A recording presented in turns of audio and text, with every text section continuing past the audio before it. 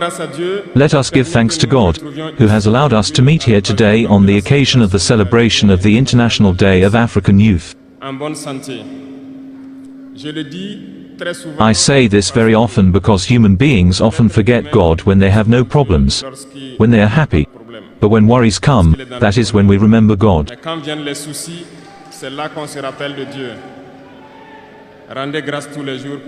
Give thanks every day for the breath of life and for health. Youth. Youth of Burkina, youth of Africa, youth. This is a phase of life where we have enough strength, enough energy, like the paraphraser, the slam poet, who has just passed. Youth is the time when we do not have enough time. We must take advantage of the time given to us, use the energy necessary to achieve our goals, to change the world, change our world, change the world of others positively.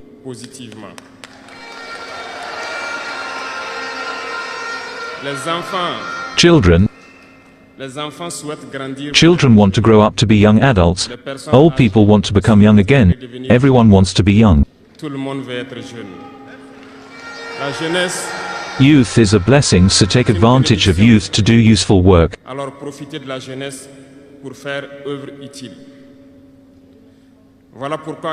That is why when I see in the chosen theme, the first two words challenge us, that is integration and security.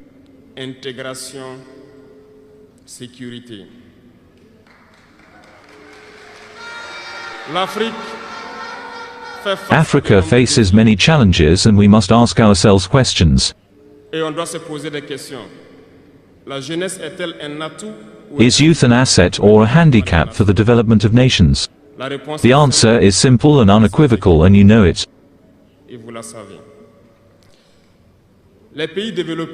Most developed countries have an aging population, and currently many countries have launched programs to rejuvenate their populations.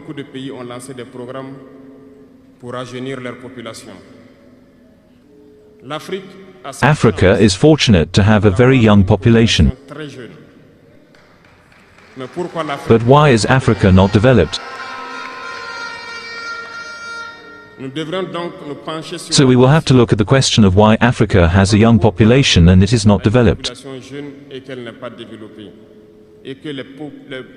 And sir, the countries that call themselves developed are looking to rejuvenate their populations. So we have to turn our youth into a real asset and a driver of development for our continent.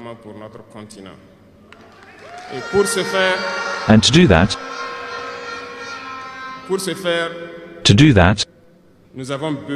we need integration, we need development, we need security, and we need to unite. Of course, you will hear about the African Union. Yes, it exists, but what is the effect of the African Union in reality?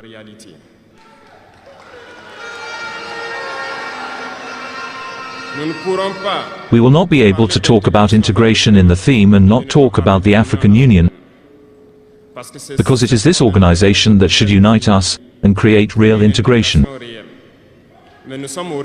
But we regret to see these wars that persist on the African continent that kill millions of young people, and that this organization that is the head of states and provided with an army cannot organize itself to support certain countries. The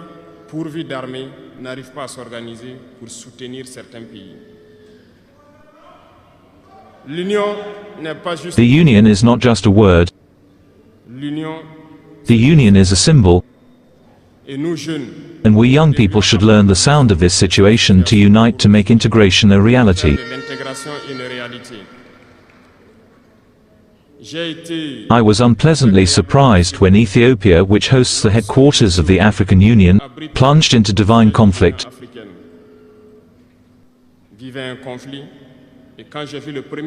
And when I saw the Prime Minister go into the lengths of announcing the closure of Addis Ababa University to face the threat, I did not see the action of the African Union to protect these headquarters. Most Western states saw Addis Ababa fall and therefore packed up and left. Ethiopia fought, found an internal solution and lives more in peace today. The children of Congo have been dying for years. Several other conflicts such as Sudan exist on the continent. We would have liked to see the African Union generate the forces and all the strategies necessary to support these states so that they can find peace. We will not even come to talk about ourselves here in the Sahel. For nearly 10 years, the Sahel has been the scene of international terrorism. But we see no support from these organizations to find a solution to this problem.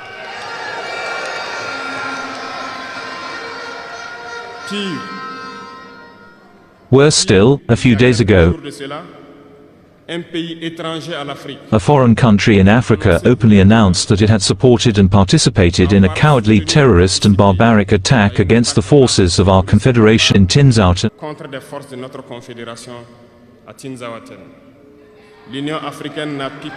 The African Union has not said a word to condemn this interference.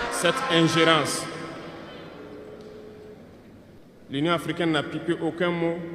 African Union has not said a word to condemn this interference by a state outside Africa in the internal affairs of our states. And I would like them to hear this outburst and therefore come out of their silence and take action so that young people can believe in the African Union.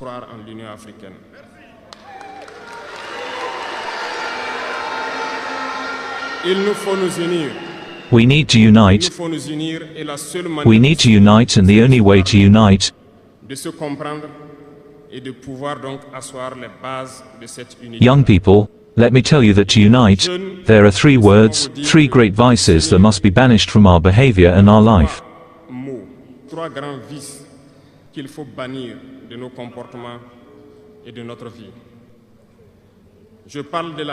I am talking about cowardice, treachery and incompetence.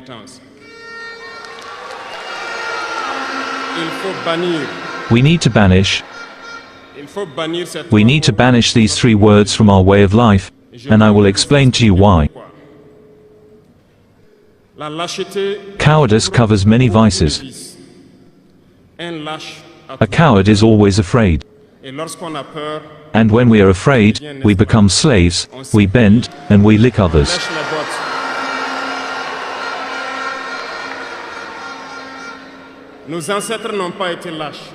Our ancestors were not cowards, and if we are cowards, our children will ask us questions. Imagine that in Burkina, we refuse to fight and we agree to submit to live in slavery. Tomorrow our children will grow up, they will ask themselves questions. That, were our parents cowards to leave us in slavery? Whether we are alive or dead, we will feel it.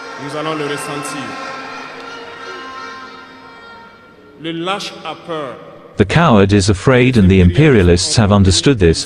They try to scare the leaders so that you become cowards. Because when you are a coward, all the other vices can be born.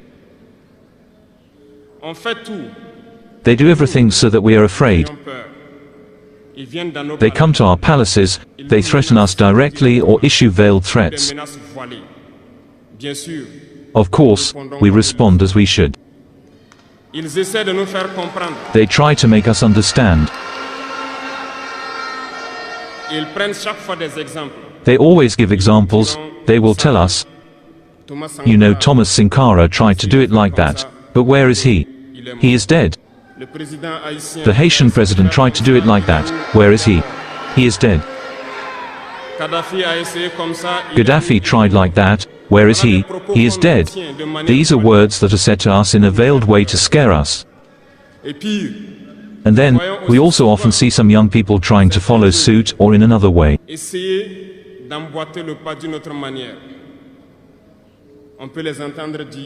We can hear them say such and such a person reigned like this, he has the ICC on him, such and such a person reigned like this, he is in prison. All that is to try to scare us so that we become cowards, but I think they have not understood something. When we say homeland or death, we mean we will win. It is not just a phrase. It is not just a phrase, it has its full meaning. We are not afraid and we will never be afraid.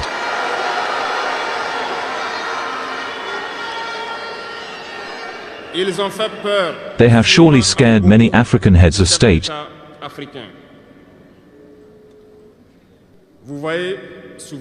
You often see when we speak out or when we have the opportunity to be in certain situations abroad, we often make remarks to challenge African heads of state to wake up and take care of our youth so that we can begin our real development.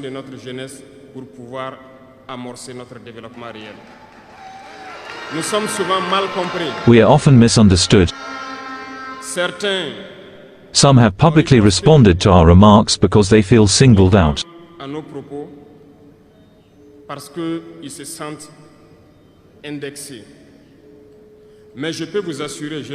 But I can assure you, youth, that when we find ourselves in the corridors, these same heads of state tell us you are on the right track. This is what must be done so that Africa can emerge.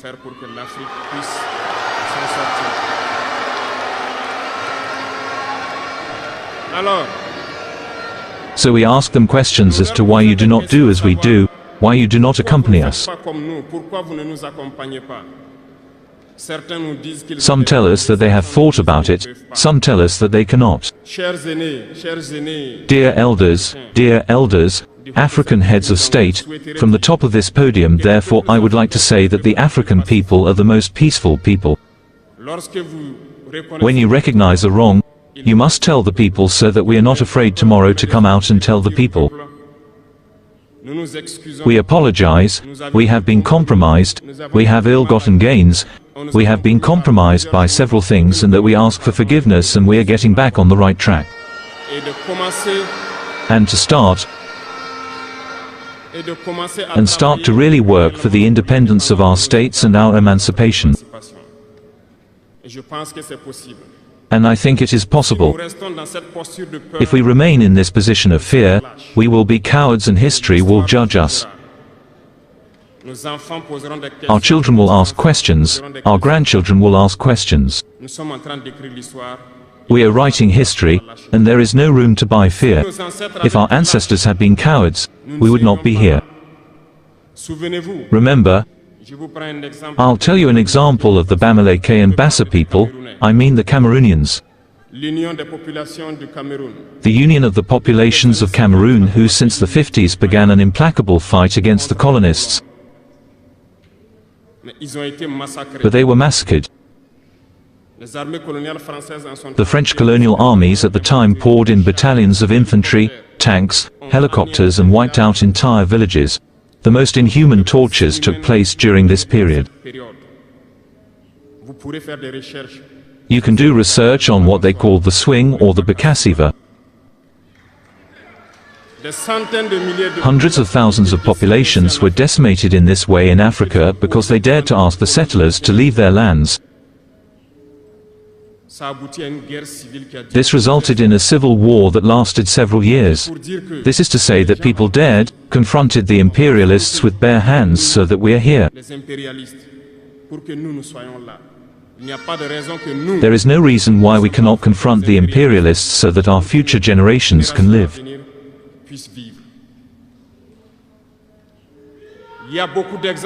There are many examples throughout Africa of courageous men who refused to be complacent, who fought, who faced it, and let us be worthy of these people.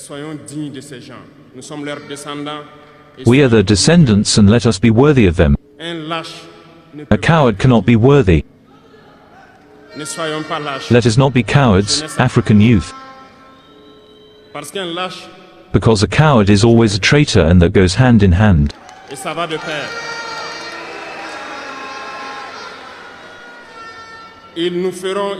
And we will do, they will try to scare us so that we are cowards. And if we are cowards, we will betray. We must banish treachery from our habits. Africans were traitors so that the slave trade could succeed in Africa. It is because Africans were traitors that colonization was able to hold in Africa. Let us question history, we will see. Patrice Lumumba was betrayed because he dared to stand up. And these same Belgian televisions came to Congo for some biases extended to individuals in Congo, for an interview or to please their population, and you were able to follow that. Lumumba, he bothered us, he died, we are happy. It is treason. Many other heroes have fallen so that we are here today. And it is a technique of imperialism to scare others by carrying out actions to really create terror. Let me tell you that to unite, there are three words, three vices, three major vices, that we must banish from our behavior and our life. I'm talking about cowardice, the betrayal, and incompetence. It is necessary to ban. We must banish these three words from our way of life. Speaking of imperialism, the president of Burkina Faso, Captain Ibrahim Traore, did not mince his words. We are not afraid, we will fight until we die. Africa's younger generations adds to Western concerns. His speeches resonate with a demographic de-illusioned by decades of corrupt leadership and dependency on foreign aid.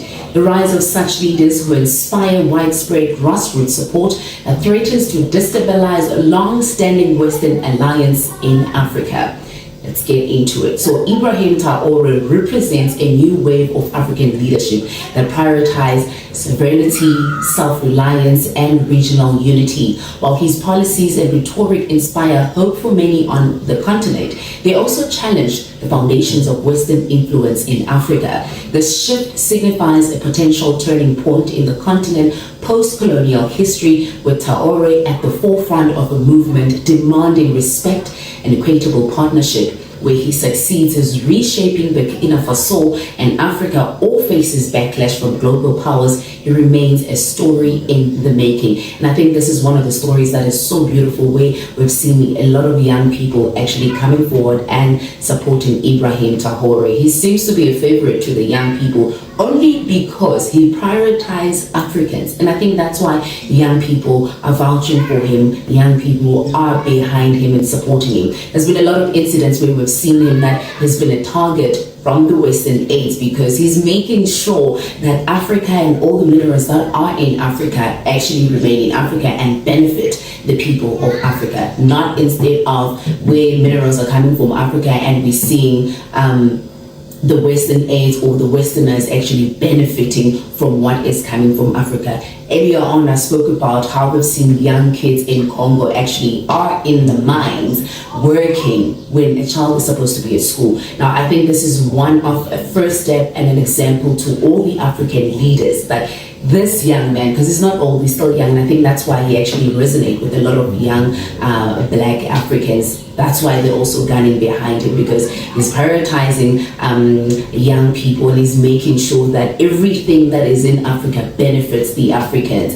I think this can be an example to all the other African leaders that are in charge right now, to see this example from this young man that, you know, you actually start at home. Instead of benefiting other people, you actually need to start benefiting your own, and then the rest shall come out. I mean, imagine if Africa, if we were using all the minerals and all the resources that we have on our own and they were benefiting us, you wouldn't be hearing the Westerners saying, oh, Africa is poor, oh, let's send money and donate so we can help them, they can't feed themselves. No, we are not poor. Africa is not poor. We have all these minerals that we have, and all our minerals are actually supporting Westerners.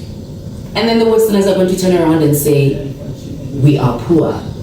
I'll make an example on social media where there was a fight between some Twitter user, but he was fighting with this African guy from Nigeria, where he says, you guys share one laptop. And I'm like, do they understand that everything that they have, it is the labor of Black Africans? All these things are done here. Young kids are being used to work and manufacture all these things. An example also, we've seen a lot of people, it is alleged, it has not been proven yet, that also Shein, which is a global shopping scale, it's a clothing shop, online shop, it is said and it is alleged that they actually use young kids to actually manufacture these. I've always talked about Ibrahim Traore, one of the best leaders so far we have in Africa and in the world. Now, Ibrahim Traore has always received criticism from the Western media and from the Western countries just because he has refused to dine with them. Now, we know our people are being oppressed, but who is there to talk for them? No one. Now, we know the leadership of our countries have always been controlled by the Western countries. Now, the US has always played a big role in the problems that we face today. Now, European Union has always played a big role in the problems we face today in our black countries.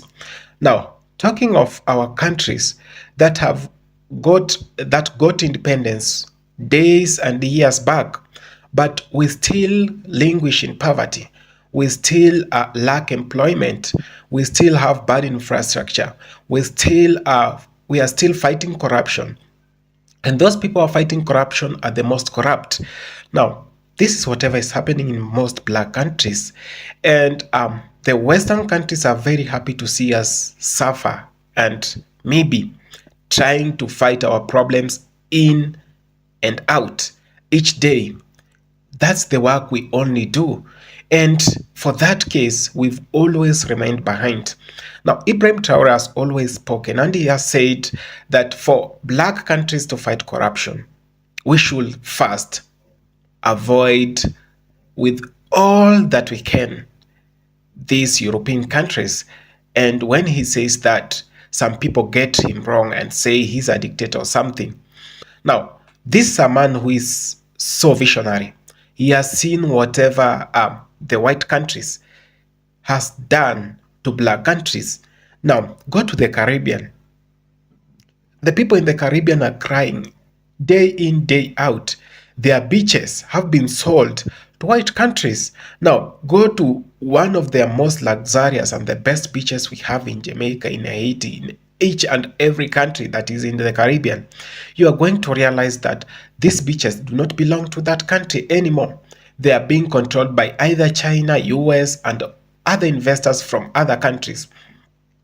And this is whatever gives that country their national heritage, their national this is whatever they can be proud of, their beaches.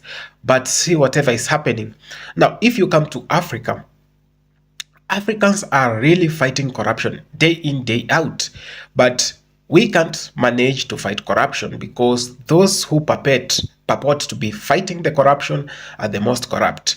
Now, what am I really saying in this case? And what is my message today? Now, Ibrahim Traore has been talking and he said he wants black Americans to go back to come back to Africa. And when he says that, he means that he has opened doors for all African Americans and for all African diasporans to come back. And this, he means the Caribbeans, Jamaicans, and all those in Europe and in America. So, but why have we seen our black brothers not coming back? One, it's because of the bad state of our countries. Now, look at most of our countries dominated by corruption. Apart from corruption, see how high level of unemployment has played a big role in making sure that we still remain poor. Now, these are the things that scare our brothers and sisters from coming back. Now, the other day I checked, we are so much into corruption in that when there is no corruption, we feel like there is a piece of us missing. Now, this has affected countries in the Caribbean too. Now, as I'm talking right now, the Prime Minister of Jamaica is under probe for corruption. Now, he has been accused of opening so many accounts and which these accounts have been receiving large or huge amount of money. And actually, this is taxpayers' money if in case he's found guilty. Now, we are talking about black countries, and one reason I do feel this way, one reason we still have corruption, One reason we still have the problems that we face today, it is because of our elections and electorate system. Now, our elections have always been faced with corruption and manipulations. Now, people might want someone else, but the system plus the US or the European Union want someone else, and who they'll put in power so that they can go on doing whatever they do. That's why it has been so hard for them to believe that Ibrahim Traore is the president of Burkina Faso, because he wasn't elected. He took over power because he saw whatever was going on in his own country. Now, this is the time, brothers and sisters, let's embrace ourselves. Jamaicans, brace yourselves. Caribbeans, brace yourself. Africans. Now, the last time I checked, in my own country, my president is a puppet, and he has always been advocating for the Western countries, the GMO. Now, Bill Gates has taken over most countries in Africa. Now, he is going on doing the GMO thing in and out, day in, day out. He pays the president, he pays our leaders, then he can go on do whatever he wants with our lives. He does all businesses, including electronics and all that. Why is he not so much satisfied that he wants our lives too? But we have leaders who have accepted that. The last time I checked, Africa is actually being run by either France, US, China, or Russia. Why don't we have our own independent systems? Neocolonialism has played a big role just after independence. Then the question is, why did our fathers fight so hard for independence? Why did they have to die? If these people still go on dying with the oppressors and all this is whatever Ibrahim Traore has been speaking about. He has been talking about the atrocities that actually face black people, the black nations. He once said that those black people in the diaspora should actually be repatriated, because these people went through a lot to see these countries where they are. The industrial revolution that took place both in the US and in Europe, it was because of their hard working. They were so hard working in their industries, in their factories, in their farms. That's why we've seen the success economically, politically, and socially in these white countries. It is time that they should pay for the labor. It is not something that we are asking as a favor. No, black people deserve reparations. And I hope the person who is going to take over the mandate in the US is actually going to sign for black people to be reparated. Black people went through a lot. So many people died. So, black brothers, this is the time. Jamaicans, this is the time. I know our leadership have always failed us, but we as the people, we shall do whatever we gotta do to make our countries better. There is nothing that will help our countries apart from good leadership. Good leadership is that which is corruption free. Good leadership is that which doesn't favor a person because they come from where you come from, or a group of people because they belong to your family. Good leadership belongs to the people. It's serving the people without looking back where they come from. Which group do they belong to? Which color do they belong to? Good leadership is giving it all for your countrymen. So brothers and sisters, we actually responsible. Talking a lot, talking too much won't help us. Let's make things work. Actions. Sometimes I do say to my countrymen in Kenya that streets, demonstration, strikes do help a lot. That's the only language some people in government do understand. Our countries are being taken for a ride. We've seen how much people are suffering How many families, how women and children are going to suffer if we continue allow puppet leaders in our countries? This is the time. Do civic education to your brothers and sisters. Tell them it is not right until it's made right. Tell them if it's not today, if it's not now, there is no any other day. We're gonna make it. Let's rise above oppression. Let's fight. Let's fight and fight for our rights. Let's fight for whatever is good for our countries. We can't allow to see our continent Africa sink. We can't allow to see the Caribbean sink because of bad leadership and puppet leaders. We are going to speak truth to power. That's whatever Ibrahim Traore is advocating for, and that's whatever I'm advocating for. Truth to power. Talk until you are heard.